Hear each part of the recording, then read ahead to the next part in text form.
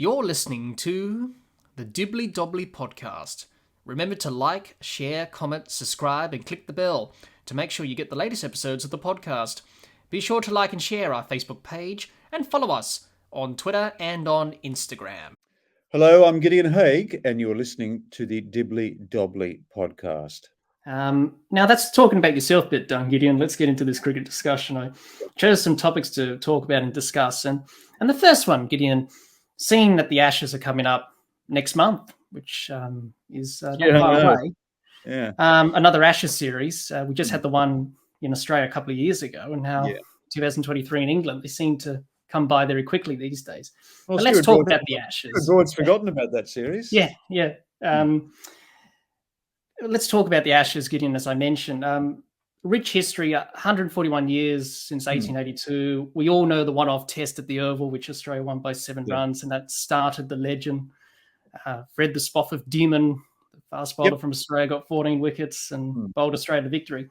And then the Sporting Times, the mock obituary, the famous words, the body will be cremated and the Ashes taken to Australia. And Ivor Bligh, the captain of England, led the team in 1882-83 to Australia and vowed to return to England with the Ashes, and he succeeded.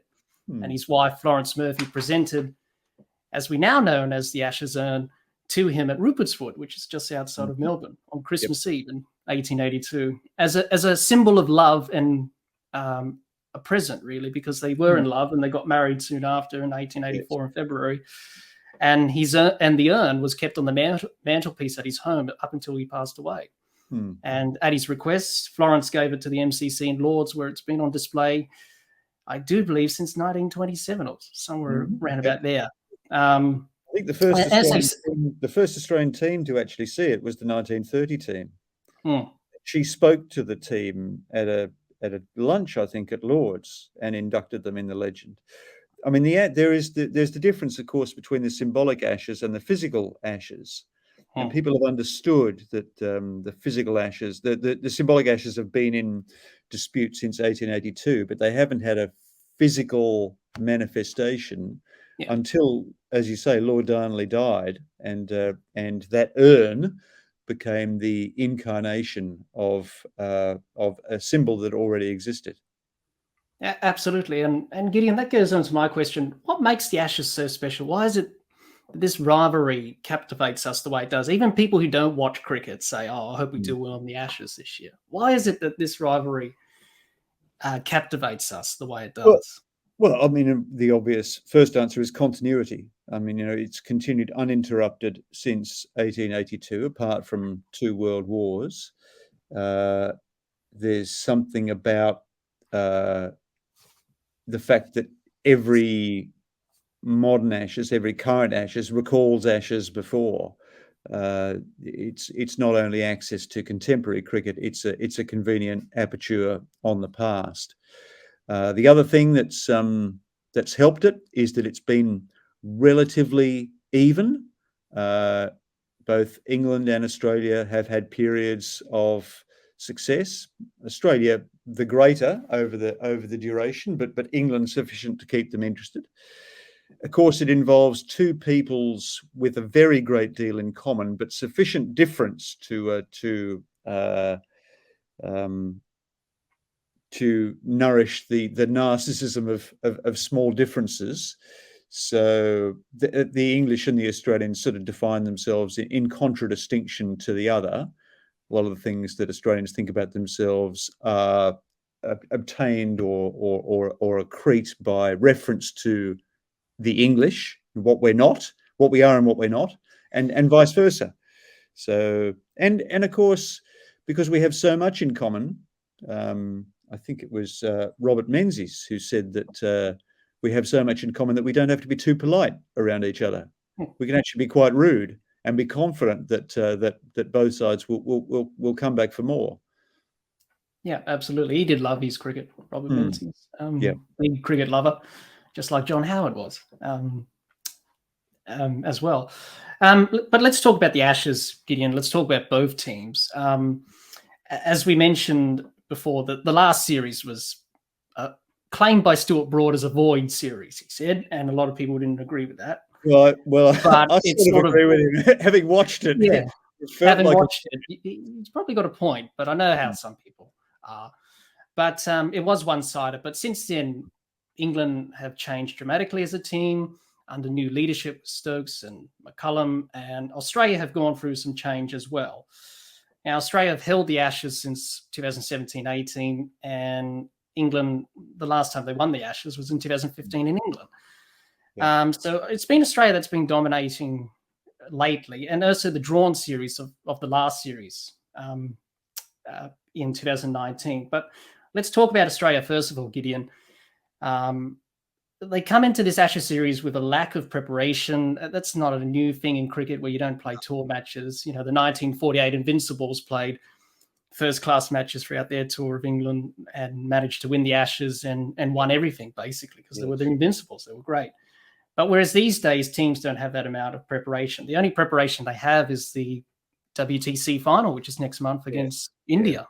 That's it. And you can't really treat that as a warm-up, can you? No, you Because can't. it's a WTC final. Australia haven't won one, and they would like to add that to the trophy cabinet full of World Cups and T20 World Cups that we've won over the years and Ashes as well. But they've already announced the squad. So Cummins, Boland, Carey, Green, Harris, Hazelwood, Head, Inglis, Khawaja, Labuschagne, Lyon, Mitchell Marsh, Murphy, Renshaw, Smith, Stark, and Warner. Now, there's been 11 players who've played in the last series, and Boland, Carey, Green, Inglis, Murphy, Renshaw on their first tour to England this year. As always, Gideon, the squad has created some debate. Whenever a squad's selected, no one agrees with the selectors and they think they've got it all wrong. In terms of some question marks over some players, David Warner being the elephant in the room, Michael Nessa being stiff to miss out after. Although he's now been added to the squad, hasn't he? Has he? Sean Abbott, just a couple of days ago. Yeah, and you know, a lot of people were arguing about why Michael Nessa was left out and stuff like that. It always creates Peter Hanscom.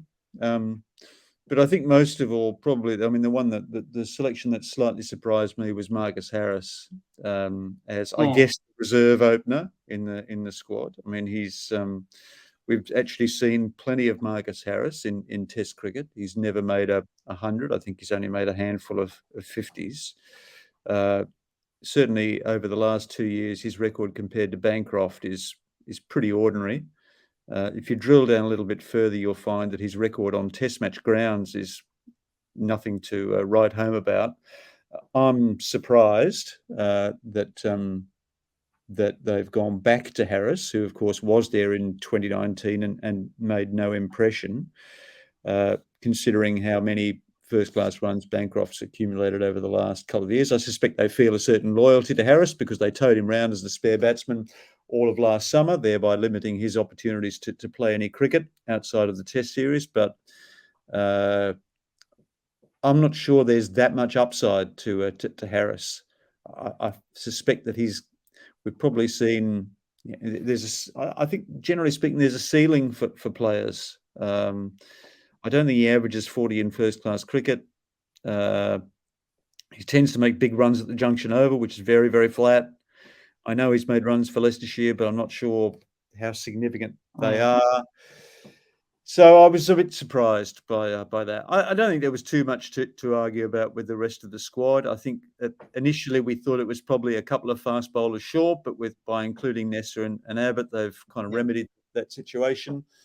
There might be a few question marks over Josh Hazlewood, who hasn't been, whose fitness has had a bit of a cloud over it over the last couple of years. Ironically, ever since he mastered T20 cricket and became an outstanding T20 bowler, he seems to have had problems with his Test availability. But I mean, other than that, it's a bloody good side, and it's a reason. It's the number one ranked Test team in the world. So I didn't have too many questions about it. I think there are more questions probably going over England, and they've played fantastic cricket over the last year since the change of management. Again, not huge change in actual manpower. It's fascinating to see how the change of captain and coach has revolutionised the way in which players approached the game and how easily they were stirred, or how relatively easily they were stirred to playing a completely different brand of cricket. But I guess England needs to explore all the options before they finally settle on the idea of playing audaciously. They need to Yes. exhaust the potential for conventional failure before they set out in pursuit of unconventional success. Absolutely. So, who do you think is going to be important for Australia with the bat and with the ball, Gideon? Because up against this England side, you don't know what's a good score because they can be unpredictable. They can Yeah. score 500 runs in a day, like they did against Pakistan at Rawalpindi on a very flat surface. Yeah, very flat. Very flat. But it depends on conditions as well. But who do you think is going to be vitally important with the bat for Australia and with the ball in this series, if they are going to have success against England, who are playing some good cricket at the moment? Well, I mean, Labuschagne's been incredibly reliable since 2019, and he's not made a Test century in England, and I'm sure he's going to set about remedying that this summer. I think I think batsmen who make runs at number 3. It's probably more important that you get runs from your number 3 than basically anyone else in the order, because it's kind of the spinal column of every batting effort. It's why, generally speaking, the best batsman bats at number 3, or the best all-round player. Not sure that Labuschagne would be completely satisfied with what he's done in the last year, although he's maintained consistency. I don't think he's been as outstanding as he was a couple of years ago, but I'm sure he'll look to set that to rights. He already is in county cricket. I'll be interested to see how Travis Head goes. He's reinvented himself completely since 2019, when, of course, he lost his spot. He's become this kind of counterpunching middle order player who can take the game away from you in an hour. Australia will be hopeful that he can reproduce that form in England, but I think his overseas record is not great, so he needs to step his game up to another level. Cummins had a poor tour of India. Of course, I think there were all sorts of personal considerations where Cummins was concerned. I think it's very difficult to be a fast bowling captain in India, particularly on pitches like the ones that were rolled out by the BCCI. I'm not surprised that Steve Smith actually did a good job as a locum. I think it's a batsman captain country, India, and I did think that Cummins was below par. But over the last 5 or 6 years, day in, day out, he's justifiably the world's number 1 bowler. He's a huge asset, and he has the potential to lead by example. So they're probably the 3 crucial players. Khawaja, of course, has been the acme of consistency over the last few years. Doesn't have a great record in England, but you have to say he's probably playing the best cricket of his life at the moment. Nathan Lyon's a banker. Mitchell Starc, I think, has more value to offer, just simply because left-handers, seriously fast left-handers, are very rare in international cricket. Didn't get a great look in 2019, but I think he should always be in Australia's first 11, just simply because of the variety he introduces to that attack. Absolutely. Let's talk about England briefly. They haven't announced their squad as yet. They did overnight. I thought that was only for the Ireland Test. I don't think that was for the Ashes. I think it's a pretty good indication of their thinking. Yeah. Yeah. By the squad that they selected for the one-off Test against Ireland, you would think that could be the likely squad for the Ashes next month. But there's such a strong unit when it comes to batting and bowling. Everyone has their own opinions about Bazball. The one who's probably struggled the most is Ben Stokes himself. He hasn't really fired at all. He's only averaging 36 during this run. 36 sounds pretty bloody good to me. That's not bad, but he hasn't. Some people have said he hasn't been quite at his best. Maybe trying a little bit too hard and probably being over. Maybe not. Maybe individually, but the example that he sets is so It's soulful. such a difference, isn't it? Yeah. A breath of fresh air, to I be mean, in some positive and ways, bold and yeah. I mean, I can not be remember, conservative. yeah, John Arlott had this argument that Mike Brearley should be considered an all-rounder because he brought you reasonable opening batsman, good slip fielder, and a captain. I think Stokes, you can now say, is an all-rounder and include his captaincy as a facility. The correlation between his promotion and England's success is so profound. The player who I think has doubts over his head is Zach Crawley, who looks great when it works, but boy, oh boy, he can be made to look very ordinary by good new ball bowling. And interestingly, they haven't. They're now talking about the potential for Stokes to open the batting. That seems a very strange kind of idea to float. It suggests that they do have some doubts about Crawley's ability to last the series. There's a very good opening batsman out there in Ben Compton, who to me looks like a very good long form player, but he doesn't necessarily fit in with the overall philosophy. I'm kind of disappointed that he didn't get a Guernsey in that squad. I'm also a bit disappointed that they've left Ben Foakes out, who I thought was bloody outstanding. Everything I've seen of Foakes suggests that he's a test quality player, and to simply include Johnny Bairstow at number 7, I don't think you're going to get your best value out of Johnny Bairstow at number 7, are you? No, he's best suited, towards up the order. Like like last summer, he was very productive. Yeah, and I think they had Foakes in the side as well last summer as well.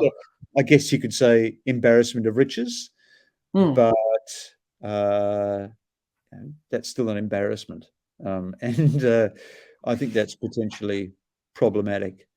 The fast bowlers, of course, we know that Jofra Archer won't be featuring this summer. I never really expected him to play any more than one test at best, so perhaps it's best to remove that question straight away. Mark Wood, to me, is very, very important to England. He just takes the game up a notch. And even out here in 2021-22, you could tell that some of the Australian players didn't really like it.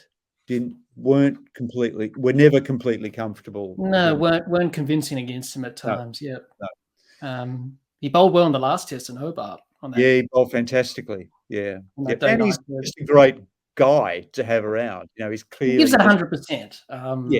Every time he bowls, and that's what you need in the team, and that's what England need. That bit of difference with pace. And that's why they tend to struggle in Australia, because they don't have bowlers who can bowl out and out pace, but he can. So they're going to be interesting to watch, but it's going to be exciting. As Stokes and McCullum said, we want to bring people back to Test cricket, make it exciting. That game that they played against New Zealand, they lost by 1 wicket, was pretty exciting a few months back. So who do you think's going to win, Gideon? Your predictions? If Glenn McGrath was here, he would have said 5-0 to Australia, as always. Who do you think is going to win this series? Well, I think I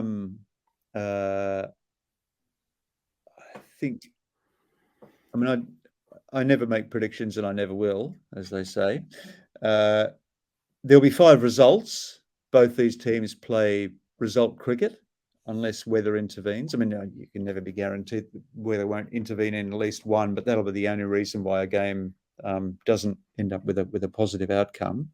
I think both teams, interestingly, in 2019, demonstrated a good deal of resilience. They both came back from losing and squared the series up. I think that Stokes has and Australia have both shown an aptitude for coming back from adversity. So I find that encouraging. In previous series, I've sometimes felt that the first test has kind of carried the series, that teams have struggled to recover from early blows, but I don't think that'll be the case this summer.